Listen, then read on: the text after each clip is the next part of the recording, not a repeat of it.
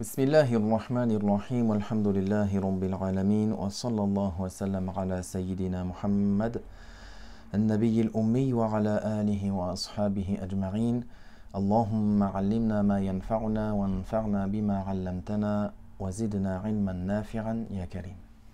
Nous sommes dans le deuxième cours à partir du livre Al-Hadiyya Al-Ala'iyya du Cheikh Alauddin, fils de Muhammad Amin ibn Abidin. Nous sommes arrivés dans la section des jugements de la nourriture, de la boisson et des vêtements. قال الأكل للغذاء والشرب للعطش وستر العورة وما يدفع الحر والبرد فرض. Alors, nous avons entamé ce chapitre-là des prohibitions et des permissions. Alors concernant la nourriture, comme on l'a mentionné dans le premier cours, il y a des jugements de prohibition, que cela soit haram ou que cela soit makruh, tahriman, que cela soit de permission. Et le cheikh ici, il va clarifier ces jugements-là concernant la nourriture, concernant la boisson, concernant les habits. Alors concernant le manger, pour se suffire, pour être rassasié, la boisson pour se désaltérer, couvrir sa zone de pudeur, couvrir la aura, par ce qui repousse le chaud et par ce qui repousse le froid, c'est fard. C'est un devoir. يثاب عليه مقدار ما يدفع الإنسان الهلاك عن نفسه. La personne va être récompensée en fonction de comment la personne elle va repousser d'elle la nuisance et la perdition pour elle-même. C'est-à-dire que la personne a l'obligation, a le devoir de maintenir une nourriture, une boisson, comme on a dit, pour que la personne elle ait mangé suffisamment, qu'elle ait bu suffisamment, qu'elle ait couvert avec les habits sa zone de pudeur et qu'elle se soit protégée du chaud, protégée du froid, afin que cela ne l'amène pas à une nuisance. En fonction de cela, alors la personne est récompensée. ومقدار ما يتمكن به من الصلاة قائما ومن صومه. Également, la personne, elle a l'obligation, le devoir, par rapport à la prière, par rapport au jeûne, de faire ce qui est dans son possible, afin qu'elle puisse accomplir la prière debout. Et de même qu'elle puisse être capable de faire ce qu'il faut ou qu'elle se donne les moyens de faire ce qu'elle peut afin d'accomplir son jeûne. قال الشيخ عبد الرزاق الحلبي رحمه الله من ترك الأكل حتى مات يأثم ومن ترك التداوي حتى مات لا يأثم. Le Cheikh Abd al-Razaq al-Halabi, parmi les savants du Sham, rahimahullah, il a dit que celui qui délaisse la nourriture jusqu'à ce qu'il meure, c'est-à-dire il délaisse par choix, jusqu'à ce qu'il meure, il commet un péché.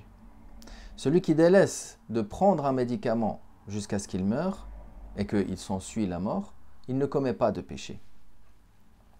Il y a une différence ici. La cause de manger, la plupart, quasiment tout le temps, la conséquence, c'est d'être rassasié. En revanche, prendre le médicament, pas forcément. On peut être des fois guéri, des fois on n'est pas guéri. Pour cela, le jugement ici change. Wamandoub, également, le jugement donc dans ces sujets-là, il est également mandoub, recommandé.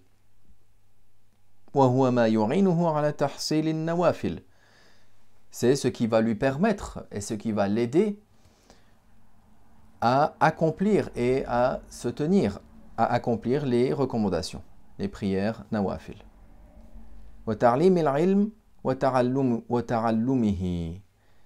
Également l'apprentissage et l'enseignement de la science. ومباح, la permission. إلا شبعي لتزيد قوته. Qu'est-ce qui est donc ici il parle précisément, comme on l'a constaté, comme on l'a cité au début également, du jugement de la boisson et de la nourriture. Mubah, indifférent, ou quelque chose qui est donc permise, c'est-à-dire de manger, de boire jusqu'à être rassasié, afin de augmenter sa capacité et sa force physique. Wa makruhun. والمراد هنا بالمكروه الكراهة التحريم. Ce qui est voulu ici par le makruh, c'est tahriman, avec le péché. Makruh وهو ما زاد على الشبع قليلا ولم يتضرر به. Si la personne mange au-dessus de du rassasiement, il mange un peu au-dessus du rassasiement, sans que cela ne lui nuise, alors c'est makruh tahriman. Comme il va le citer après dans le cas du haram, sauf s'il y a une maslaha, un intérêt. Wa haramun, également le haram, l'interdit. Wa huwa ma fawqahu illa an yaqsida quwwata sawm al-ghad. Et également, ça atteint le degré du haram, de l'interdit, dès lors que cela dépasse cela, de ce qu'on a cité avant. Sauf si, par le fait de manger au-dessus de son rassasiement, pas seulement un petit peu, mais au-dessus de cela, alors si lui, il fait cela pour prendre des forces, pour avoir des forces pour le lendemain, pour jeûner le lendemain, alors cela, dans ce cas-là, par exemple, c'est un exemple, alors dans ce cas-là, il n'y a pas d'interdiction.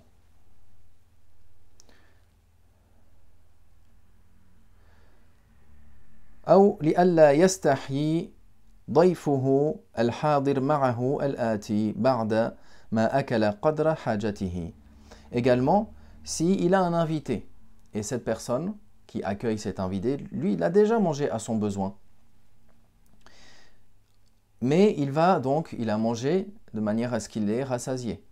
Maintenant, il a un invité. Qu'est-ce qu'on dit? C'est quoi le jugement s'il mange au-dessus de ce rassasiement? Alors le fait qu'il mange pour que son invité ne soit pas gêné, alors que lui, il avait mangé ce qu'il avait besoin pour être rassasié, alors dans ce cas-là, non plus, ça n'atteint pas l'interdiction. Ce sont différents cas, différentes situations où la personne ne tombe pas dans le jugement. Le jugement de base, il a été mentionné, ou bien makruh tahriman, ou bien haram. ولا تجوز الرياضة بتقليل الأكل حتى يضعف عن أداء العبادة المفروضة قائما فلو على وجه لا يضعفه فمباح. Ensuite, il dit qu'il n'est pas permis de faire un régime, de faire un programme dans le fait que la personne va toujours manger moins, toujours boire moins. Donc, c'est pour ça qu'il dit riyadatu bitaqlil al-akl, dans le fait de manger, de se faire un programme dans le fait de manger peu, de sorte que ça va l'affaiblir. Dans l'accomplissement des obligations, des adorations obligatoires, en étant debout. Alors bien sûr, si la personne a délaissé cela, comme on l'a mentionné dans le passage précédent, la personne a délaissé de cela, le fait de manger suffisamment pour être capable d'accomplir la prière debout. Alors si lui, il fait ce régime-là, dans le fait de quasiment rien manger, de sorte que ça l'affaiblisse dans l'accomplissement de ses adorations obligatoires debout, alors il commet un péché, ce n'est pas permis. Maintenant, s'il est dans cette situation, alors sa prière assise qu'il va faire, elle sera valable, oui. Mais cette situation-là qu'il a amené à être affaibli, puis qu'il a amené dans une situation où il ne peut pas faire la prière debout en raison de sa faiblesse, parce qu'il se fait ce régime et puis après il devient très faible. Alors après il va être faible pour accomplir les obligations debout. On parle des adorations obligatoires ici, debout, comme la prière par exemple. Alors ça c'est interdit. Mais si par la suite son état confirme qu'il n'arrive pas à faire la prière debout, alors bien sûr sa prière assise est valide. Maintenant, si cela a lieu de manière à ce que cela n'affaiblit pas et à manquer cette chose-là qu'on a mentionnée, alors c'est mubah, c'est permis. ثم قال مبحث في آداب الطعام. Puis il cite un sous-chapitre ou une section concernant les adab, les convenances à avoir vis-à-vis de la nourriture. Walhamdulillah wa sallallahu wa sallam ala rasulillah.